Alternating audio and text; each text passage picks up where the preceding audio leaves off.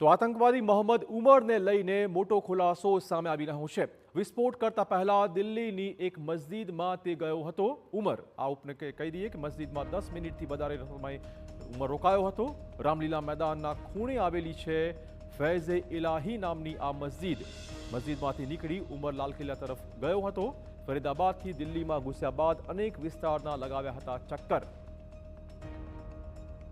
March 2022માં કેટલાક લોકો ભારતથી ગયા હતા અંકારા। આ પ્રકારની એક વિશેષ જાણકારી મળી રહી છે। અંકારા જનારાઓમાં આતંકવાદી ઉમર પણ સામેલ હતો। ફરીદાબાદ ટેરર મોડ્યુલમાં પકડાયેલા અનેક સામેલ હોવાની આશંકાઓ છે। અંકારાની મુલાકાત દરમિયાન જ આતંકવાદીઓનું કરાયું હતું બ્રેઇન વોશ। સૂત્રો તરફથી આ માહિતી। આતંકવાદી ઉમર નબીને લઈને એક પછી એક રોજ નવા ખુલાસા મળી રહ્યા છે। સૌથી મોટો ઘટસ્ફોટ એ વાતનો થઈ રહ્યો છે કે વિસ્ફોટને અંજામ આપતા પહેલા તે રામલીલા મેદાનના ખૂણે તુર્કમાન ગેટ પાસે આવેલી ફૈઝે ઇલાહી નામની મસ્જિદમાં પહોંચ્યો હતો। મસ્જિદમાં તબલીગી જમાત કામ કરે છે।